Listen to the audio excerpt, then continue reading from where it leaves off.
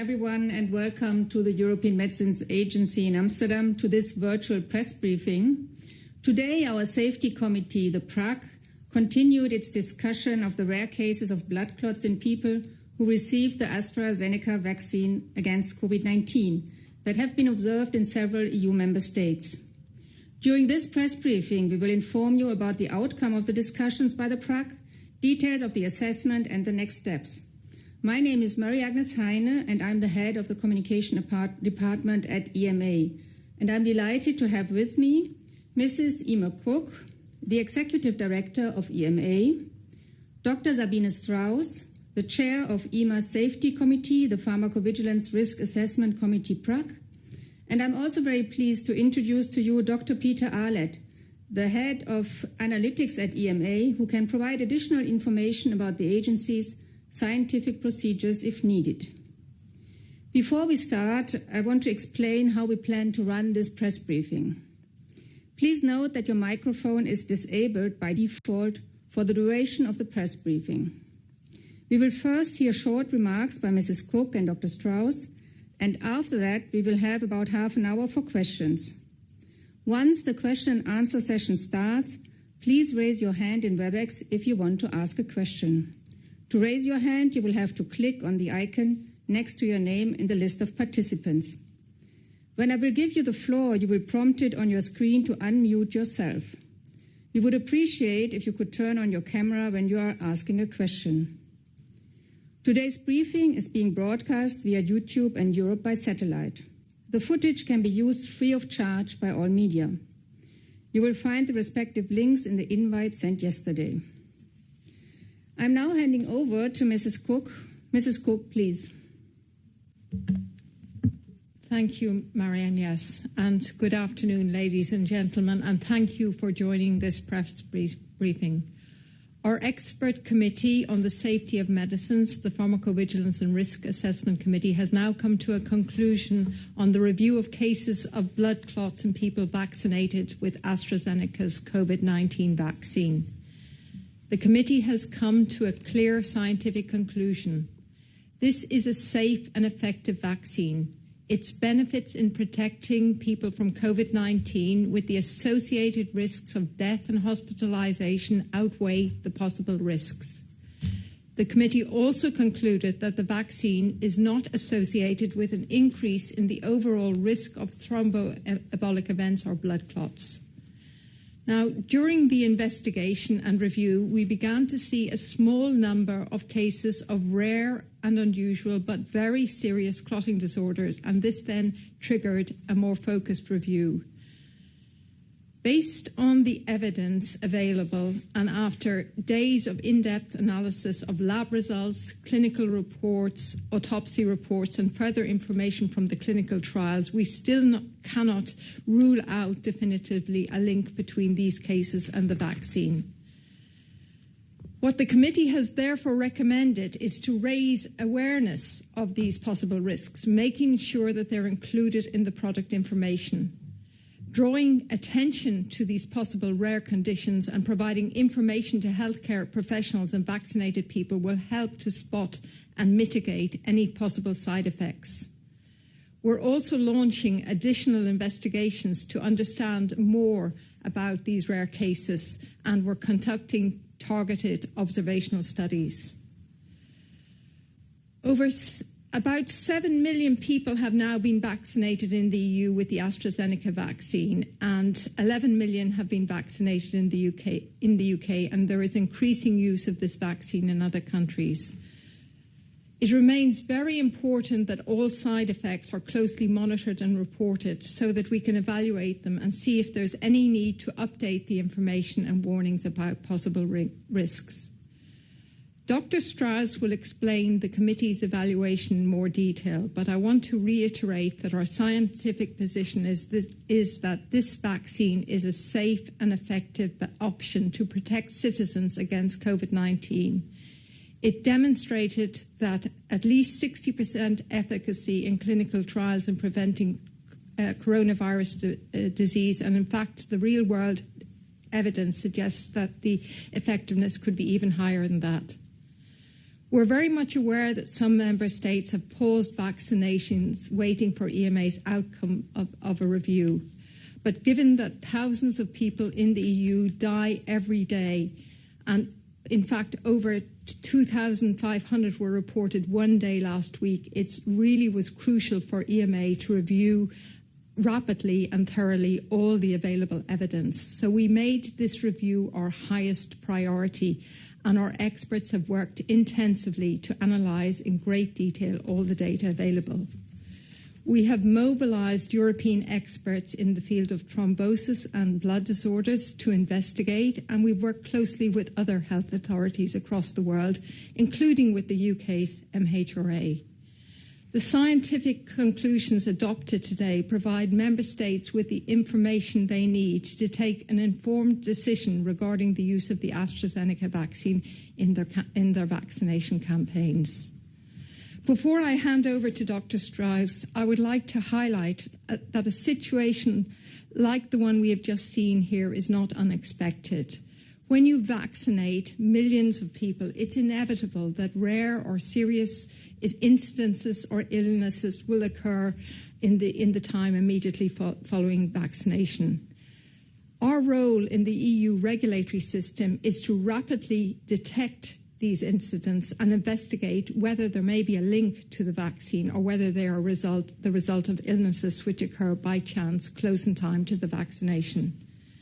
We are committed to ensure that any new suspected adverse reactions are rapidly investigated to support decisions based on science, which can then support confidence in vaccines, which is so important in dealing with this devastating pandemic that we are facing. And we remain fully mobilised to ensure our public health role.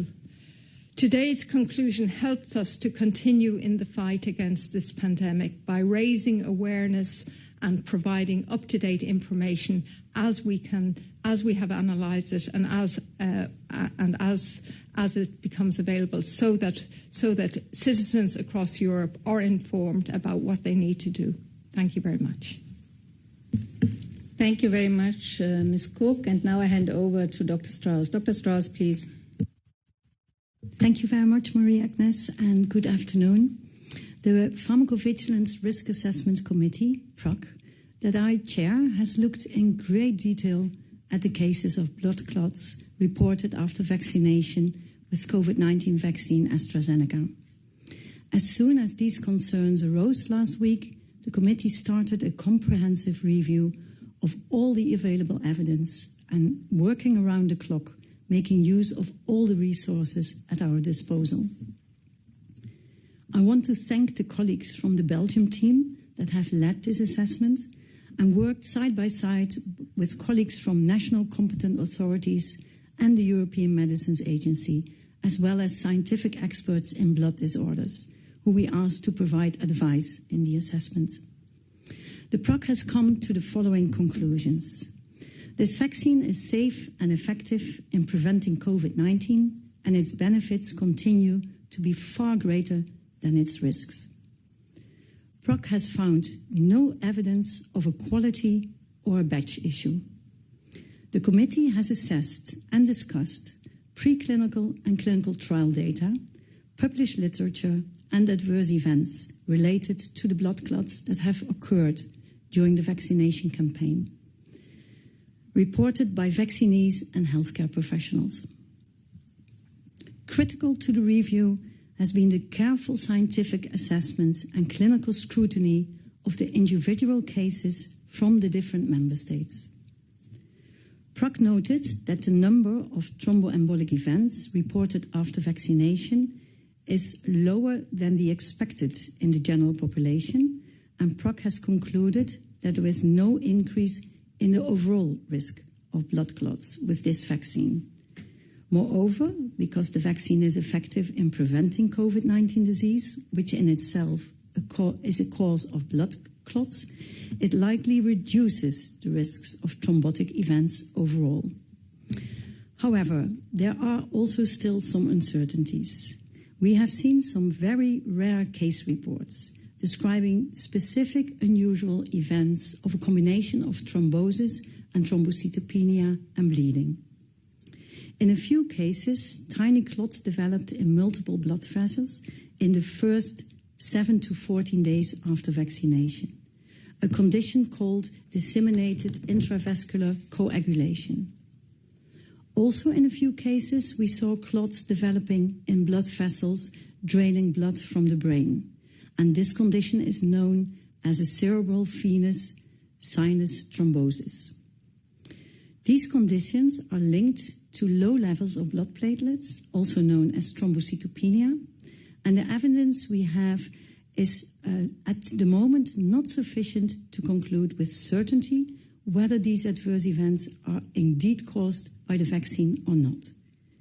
So PRAC will continue to gather more information on these conditions, including additional studies, and PRAC will keep them under very close monitoring. PRAC also concluded that it's very important that these events are rare.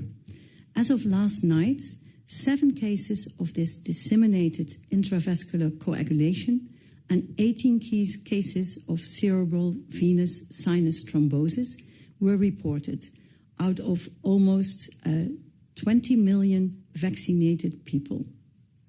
Furthermore, such cases were not identified in the large clinical trials, but that highlights the importance of being vigilant once the vaccine is administered to large populations.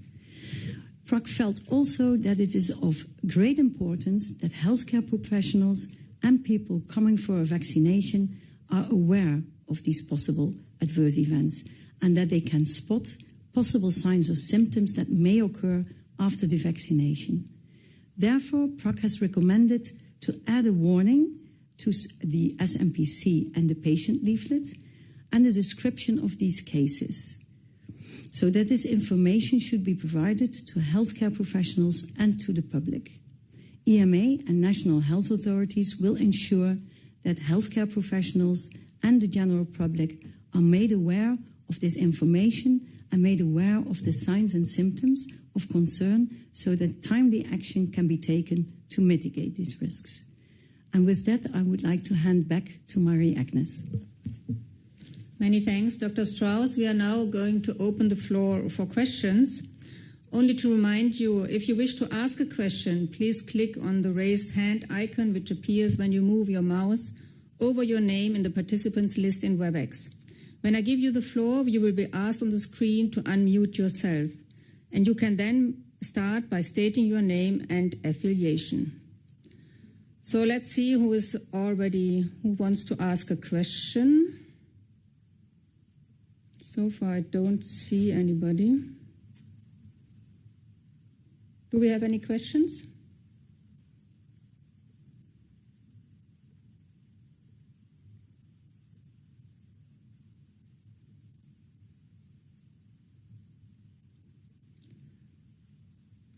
Okay, there I see Gabrielle Zagni.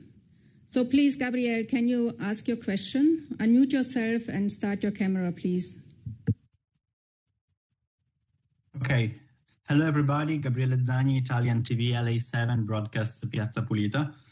Do you think that the application of the principle of precaution by more than 15 states like Germany, France, Italy, etc., risks to become a greater damage going to undermine the trust of the population in AstraZeneca vaccine?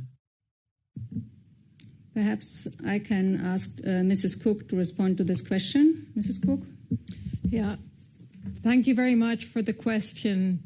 I think a lot of member states are waiting for this outcome of the safety review, and they have indicated to us that what EMA has done from a scientific perspective is very important for them to make a decision on how to continue with the vaccination. So we are delivering on that promise today, and our responsibility is to come to a conclusion as to whether or not the benefits outweigh the risks of the vaccines so that countries can make an informed decision and increase trust in the vaccine.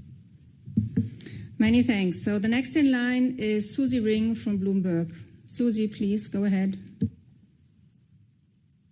Hi there. Could you just clarify if there is any link found between these cases and the vaccine, what further steps you may take? Would that result in another label update or any other outcome?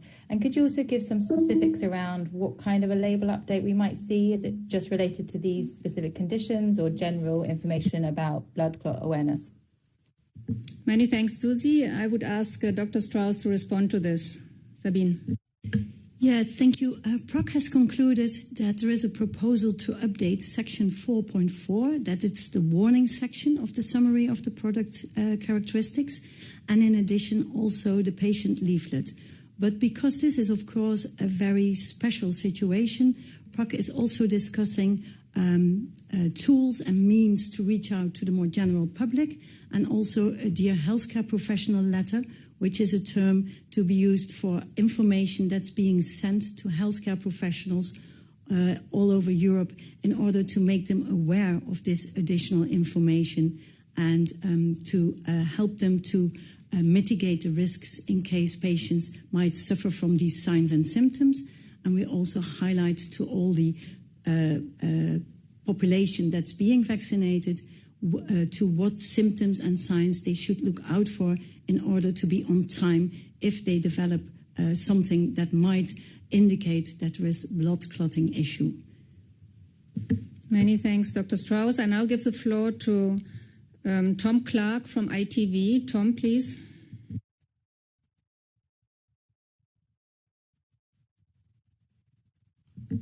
Tom, do you hear us?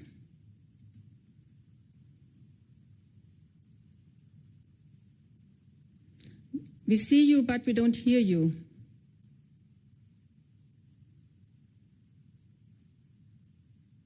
Can you open up your mic?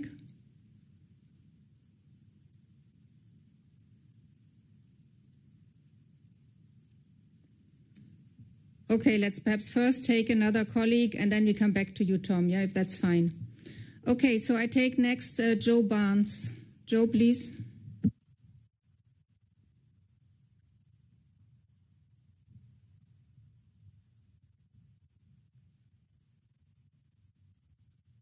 Obviously, more people have connection problems today. Oh, Joe, I see you. Can you talk? Do you want to ask your question?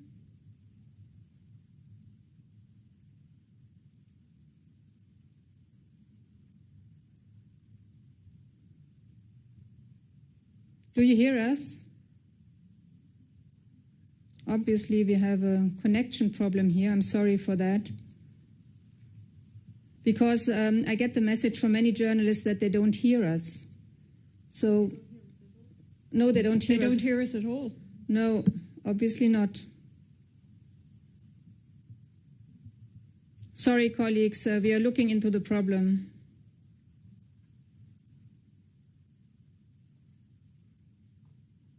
Have they heard what we've said so far and the response to the first questions? I think so, because they have then asked questions. We would have heard before if they wouldn't have heard us, they would have told us. So let's try with the next journalist, Roland Termote from The Standard. Can you hear us and can you ask your question? I can hear you and I hope you can hear me. Yes, all fine. Thanks a lot. Okay, because the connection dropped, I'm not sure whether this question has in the meantime been addressed or not. But so you mentioned that the evidence that you have at the moment is not sufficient to conclude with certainty whether these adverse events are caused by the vaccine, these rare adverse events. Could they be caused by something else, such as acute infection? And which other scenarios are you looking into with regards to factors that may have caused the syndromes that we've seen? Many thanks. Dr. Strauss, can you take that question? Thank you. We have been discussing quite some hypotheses to see what would be an explanation for these cases. And as we know, COVID itself is an important risk factor for thrombosis and also a post-COVID syndrome. We noted that often people are being hospitalized with thrombosis in the aorta. So it might be that might have played a role, but for the moment we still feel that we see sufficient information to include a warning in the product information. And we will further investigate with this scientific advisory group with additional studies, and maybe my colleague Dr. Peter Arlett would like to highlight the other studies that we are planning or the other investigations that might provide a more definite answer. Many thanks. So Peter, perhaps you can complete. So thanks very much. Indeed, this is an important safety review, and we need to make sure that safety review continues and that we continue to be driven by science and have a fast but also robust evaluation. Further evaluation will include additional expert advice, will include using epidemiological studies, so studies using healthcare data from the real world, and we can use that to look at a population level as to what the levels of thrombosis are. And we can also look at laboratory tests to see whether there's anything in particular about these patients that are getting the unusual blood clots that might suggest or help us to understand the mechanism for the clots occurring. Thank you. Many thanks for those additional explanations, Dr. Arlett. So I'll give now the floor to Jenny Hill from the BBC. Jenny? Hello, yes. From your initial investigations into these rare events, is there any suggestion so far that specific groups of people might be considered to be at greater risk of a thrombosis event? Dr. Strauss, please. Thank you. Yes, the PROC review of the cases of thrombosis combined with thrombocytopenia has shown a predominance in some groups, and notably in women and younger women of younger age. However, at the moment, it's still rather premature to conclude on a very specific group, because the background risk of thrombosis may be different in this group, but it may also be the case that more people have been vaccinated in this specific group. For example, reflecting a predominance of younger women. And we know that in the different member states, different vaccination campaigns have been going on. So the potential for different risk levels is being part of the further evaluation, like highlighted before. And if risk minimization options are identified, these will, of course, be further communicated.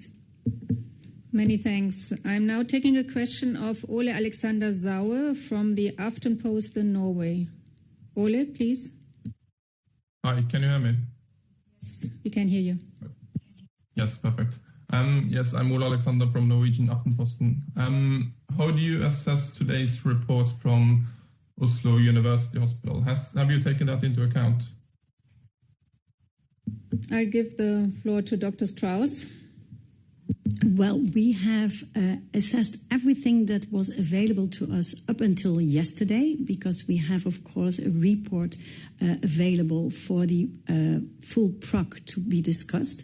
So if there is a report that has been come out today, that has not been included. But what has been included is the specific cases that we have not been included. But what has been included is the specific cases that we have received from Norway, and these have been discussed in depth, and also a Norwegian is represented in the Pharmacovigilance Risk Assessment Committee. So in that respect, we have taken everything on board, but if there is a study that has been published today, then we have not taken that on board yet.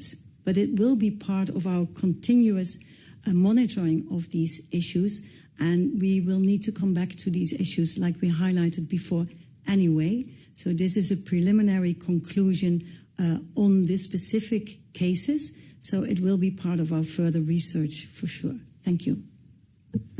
Many thanks. I now give the floor again to Tom Clark, ITV. We couldn't hear your question initially. I hope this time it works. Tom, please. Hello. Hi. Can you hear me this time? Yes. Go ahead. Thank you. The signal dropped out there for a bit. Thanks for coming back to me. I do appreciate it. Two questions. One, a technical one first. You mentioned you had 18 cases of CBST and 7 cases of another phenomenon. I didn't quite follow your description of it. Could you give us a little bit of a clarification on that.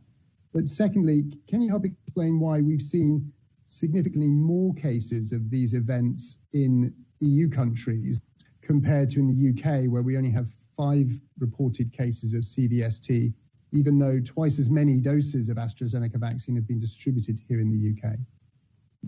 Thanks, Tom. Dr. Strauss? Yeah, thank you. Well, the DIC, disseminated intravascular coagulation, is a disease or a syndrome where there is thrombosis, so coagulation, whilst at the same time the blood platelets, the thrombocytes, are depleted, and therefore you get thrombosis in combination with bleeding. So it's that's a little bit of a further explanation of this specific disease. And it's at the moment it's rather difficult to know exactly the reasons why there is a difference in the cases. We're working from spontaneously reported cases, and what we know for sure is that the populations that have been vaccinated are very different between the different member states and between the UK. That might be a possible explanation, but at the moment we're not sure how to explain that. I don't know if Dr. Pierre Arlett would like to come in. Dr. Arlett? If I was to speculate, I think the most likely explanation is different populations being vaccinated. We know the AstraZeneca vaccine in the UK was given predominantly to older patients, and we know compared to the totality of European member states, therefore if blood clotting disorders are more common in younger women, for example, then it would suggest that you would get more cases in Europe than you would in the UK.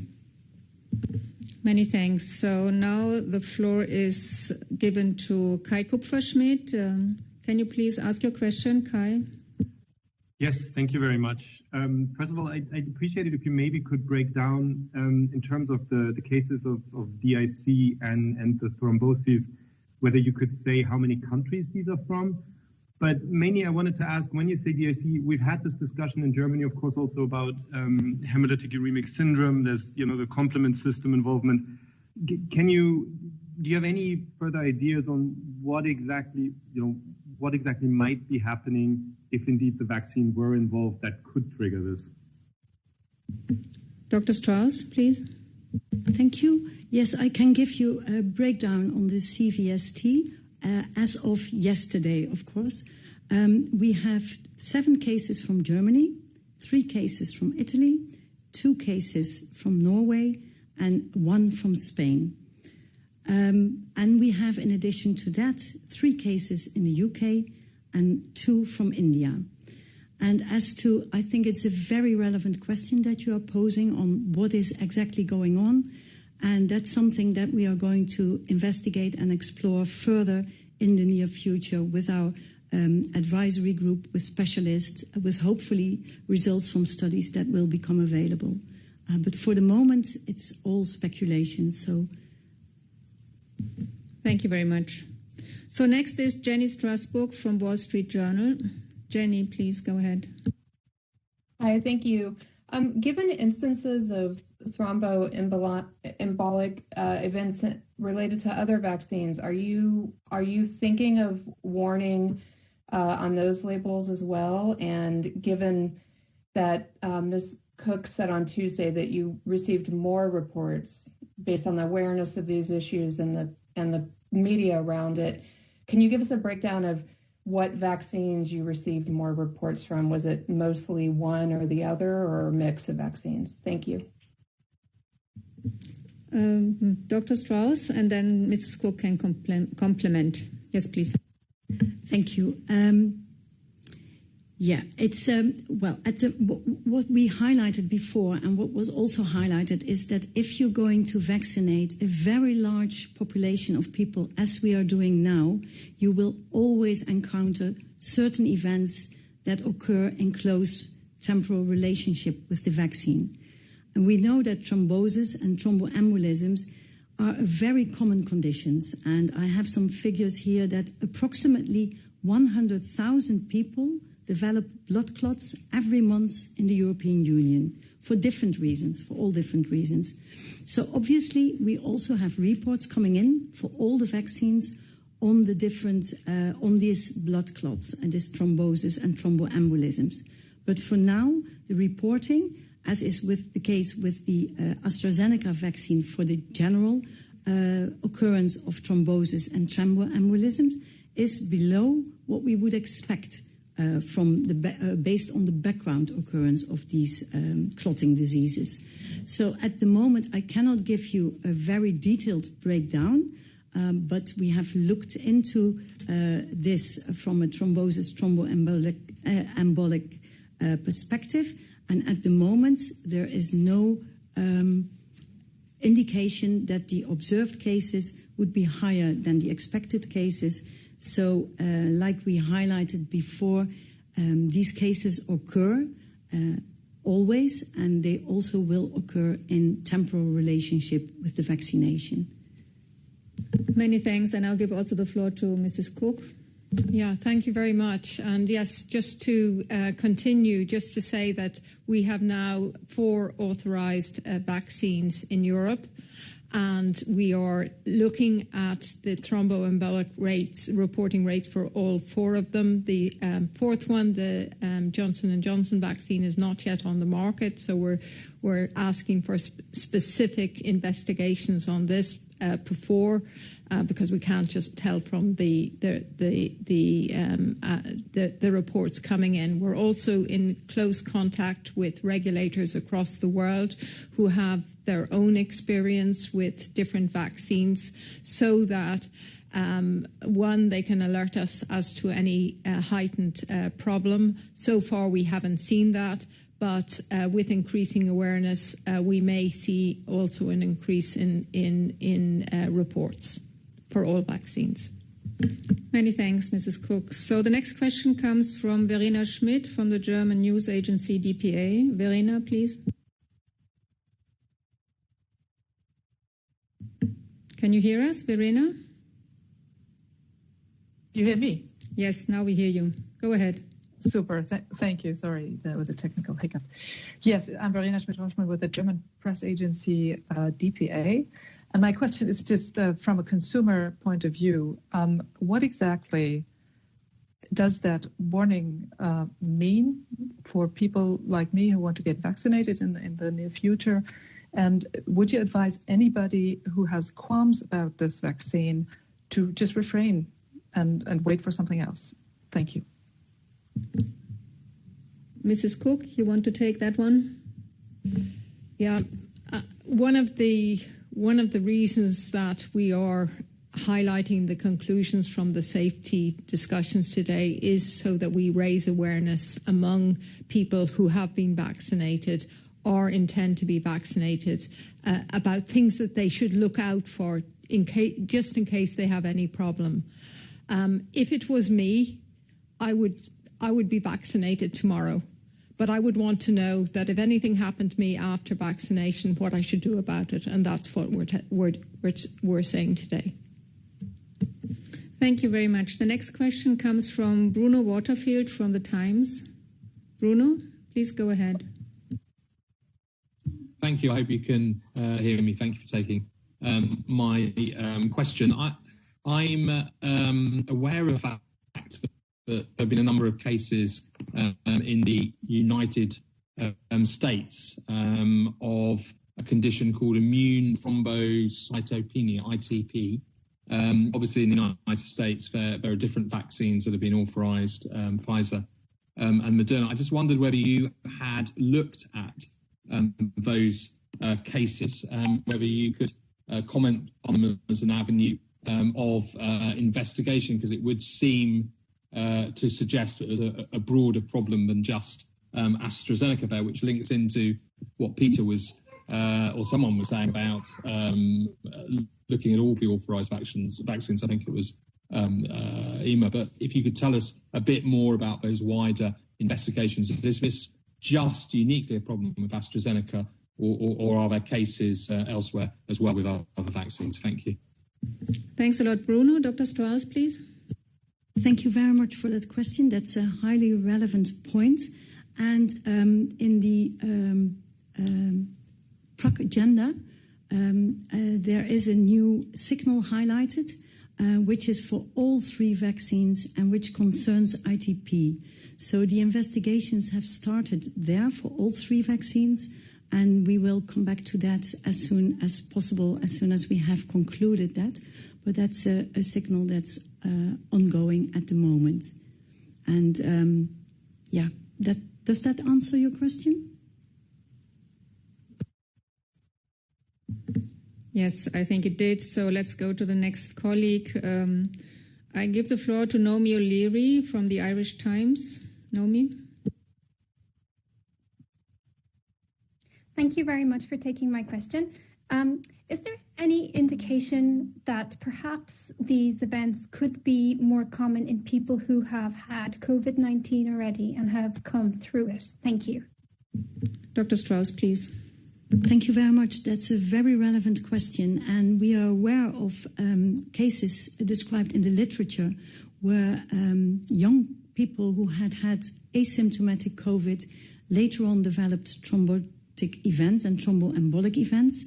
However, in these cases, as far as they were available, we looked at the PCR to test for COVID, so they didn't have an active infection, but it's still very well possible that it might be something from a post-COVID period, and that's another thing that we will investigate and explore further in the near future. Thank you very much. The next question is from Laila Liverpool from the New Scientist. Laila, please go ahead. Thank you. I'm wondering if reports of these rare events are more common in younger women. Is there a possibility of a link with the contraceptive pill? And is this something that the EMA is also investigating? Dr. Strauss, please. Thank you very much. And yes, it is always a distinct possibility. And we have looked into that. We know that in general for the occurrence, because we shouldn't forget that the CVST occurs also at a certain level in the background anyway. And there, one of the risk factors that is highlighted for the disease or the syndrome as such is indeed oral contraceptives. So that's also one of the things that we will be further investigating in the near future. Many thanks. So the next question comes from Donato Mancini from the Financial Times. Donato, please go ahead. Hi, can you hear me? Yes, we can hear you. Thanks for taking my question. So I know you've ruled out the batch hypothesis for blood clots in general, but can you confirm the same has happened for the more serious combination of cerebral thrombosis and low platelet counts, or is that still a possibility there? Thank you so much. Dr. Strauss? Thank you very much. PROC has received advice from the Biologicals Working Party that has looked very carefully into this issue, and there is no batch-related issue. There's no issue with batch quality at all. So the possible link is not there, also not for these very special cases. Thank you very much. The next question comes from Antje Höning from Rheinische Post. Antje? Thank you. I have 2 questions. Can you say us something about a special risk for a young woman who are smoking? It was a debate in Germany. And the second question is, do you think that it was right that so many countries have stopped the vaccination? Okay, the first question to Dr. Strauss, and then I hand over to Mrs. Cook. Thank you. Yes, smoking is, of course, a well-known risk factor for thrombosis anyway. I'm not sure yet that it's a real risk factor for these very specific cases, but it's something we are also looking into. Thank you. Mrs. Cook, can you answer the second question? Yeah, so I think it's very important to highlight that when a country makes a decision about vaccination, they do that with the full knowledge of their population, of what's available and what the particular risk factors to their population are. What our job is to look at the vaccine and to see whether it's safe, quality and effective, and whether the benefit outweighs the risk. And that's what we have done. we cannot comment on the individual decisions in member states. Many thanks, Mrs. Cook. So now we have Gretchen Vogel from the Science magazine. Gretchen, go ahead, please. Hello. Two questions, if I may. Just a quick question about the numbers you mentioned from Norway. I had understood that there were 4 cases there, but you had mentioned... Can you speak up a bit? We don't really understand you. Yes. Can you speak up a bit? Sorry. Much better, I think. Yeah. Thank you. Better? Much better. Okay. All right. First, a brief question about Norway. You had mentioned 2 cases of the stroke. I understood that there were 4 cases that they were looking at. Sorry, you're still breaking up. Perhaps you need to give us your question in the chat. We are going then to read it because you're breaking off. We can't really understand it. I can do that. Yeah, thank you very much. Thanks a lot. I will do that. Thank you. So I give the floor now to Kate Powling from Good Morning Britain. Kate, please.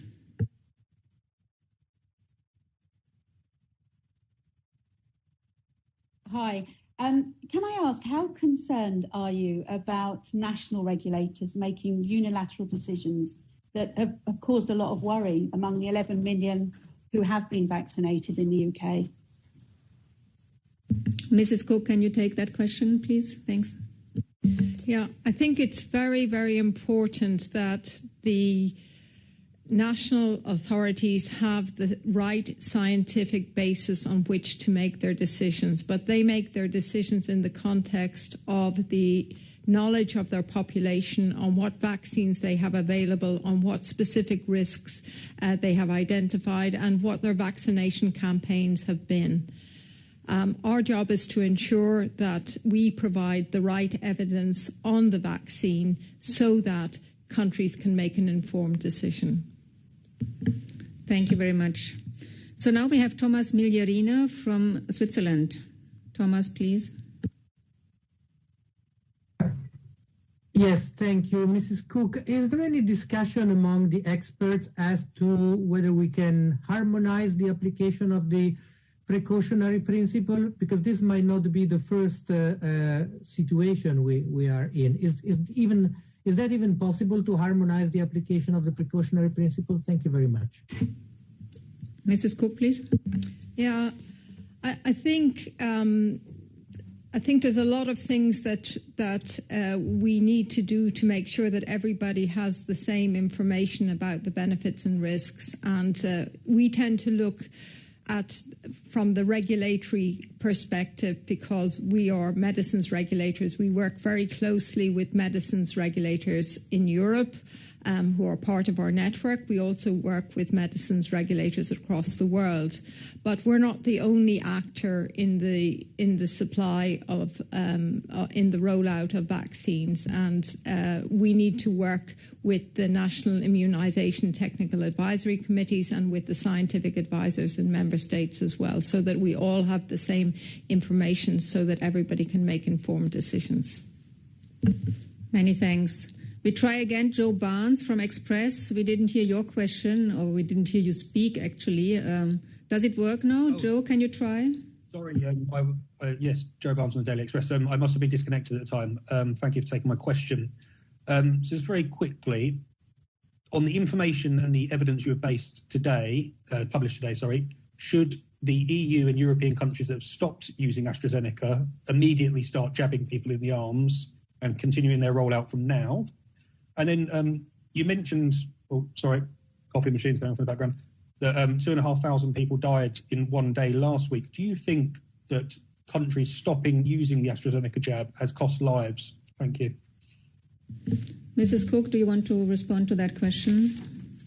Yes, I think we just have to continually remind ourselves of what a difficult situation we are in. This pandemic is causing lives. We have vaccines that are safe and effective that can help prevent death and hospitalization. We need to use those vaccines within the environments that we have them. Thank you. Okay, many thanks, Mrs. Cook. I now have a follow-up question from Gretchen Vogel. She was from the German press agency. So she wants to clarify the numbers from Norway, Dr. Strauss. Earlier you said there were 2, but Norwegian officials have mentioned 4. Were 2 of those the DIC cases you mentioned? Dr. Strauss. Thank you very much for the follow-up question. Yeah, the numbers are challenging, I think. What we have done is we have taken the cases, we have discussed at the level of the Pharmacovigilance Risk Assessment Committee all the cases, also all the Norwegian cases that were available to us up until yesterday. And we have, after careful review, categorized 2 of those cases as CVST cases, and that has been our main focus. So therefore there is a bit of a difference between the numbers that are being used, but like I highlighted, the numbers are quite difficult, but we reviewed all the cases that were reported and brought to our attention in the different member states. Okay, many thanks. So I think that these were the questions we received. I want to thank all of you for attending this press conference. If you have any further questions, please do not hesitate to contact our press office. And I also want to recommend to you to look at our website,